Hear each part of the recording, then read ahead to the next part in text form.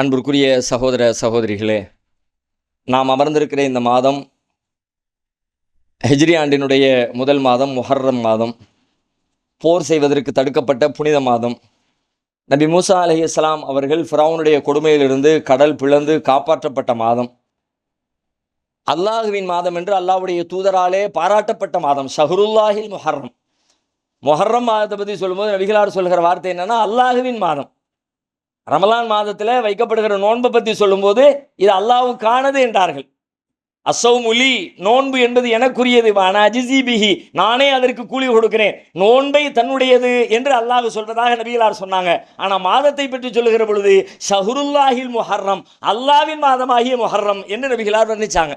பல்வேறு சிறப்புகளுக்குரிய மாதம். அந்த சிறப்பில் ஒன்று தான் நபி மூசா அலைஹிஸ்ஸலாம் கடல் விழுந்து காப்பாற்றப்பட்டதை நினைவு கூர்ந்து அதற்கு நன்றி சொல்லுகிற விதமாக அல்லாஹ்வுக்காக நாம் வைக்கக்கூடிய நோன்பு.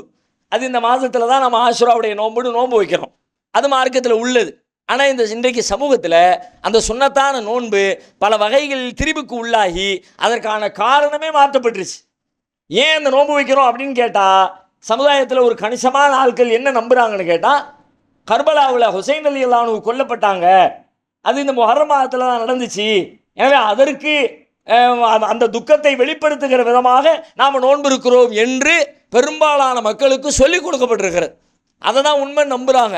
அதுக்காக வேண்டிய துக்கம் அனுஷ்டிக்கிறங்கிற பேரில் இன்னைக்கும் தமிழகத்தில், உலகத்தினுடைய பல்வேறு பகுதிகளில் துக்க தினமாக இந்த முஹர்ரம் மாதம் கொண்டாடப்படுகிறது. குறிப்பாக முஹர்ரம் மாதத்தினுடைய 10ஆம் நாளில் சில பேர் இன்னும் இருக்கிறாங்க. 20-30 ஆண்டுகளுக்கு முன்னாடி தமிழகம் முழுவதிலும் இருந்த அந்த நிகழ்வு மாறி மாறி மாறி ஆனாலும் இன்றைக்கும் மிச்சமாக பல பகுதிகளில் அந்த நாளில் சில கொண்டாட்டங்கள். முஹர்ரம் மாதத்தினுடைய 10 நாட்களில் வீட்டில் நல்ல சுப நிகழ்ச்சிகள், நல்ல நிகழ்ச்சிகள் எதையும் வைக்க மாட்டாங்க. கேட்டால் ஹுசைன் ரலியல்லாஹு அன்ஹு துக்கம் அனுஷ்டிக்கிறோன்னு சொல்லுவாங்க. இறைச்சி சாப்பிடுவது மாதிரியான பொருட்களை, மீன், கறி, அந்த பொருட்களை வாங்கி சமைக்கிறது இல்லை. கேட்டால் துக்கமாக இருக்க வேண்டிய நாட்கள் அப்படிங்கிற மாதிரி அதற்கு ஒரு காரணத்தை சொல்கிறாங்க.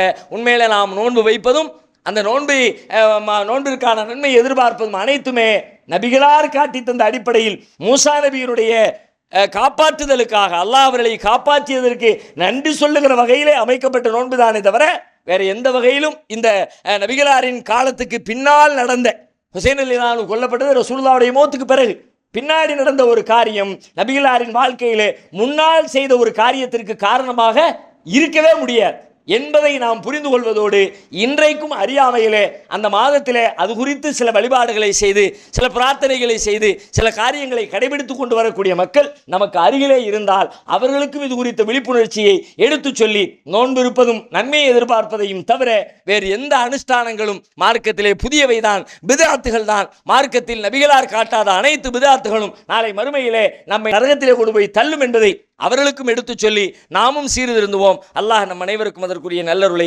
தந்தருள்வானாக.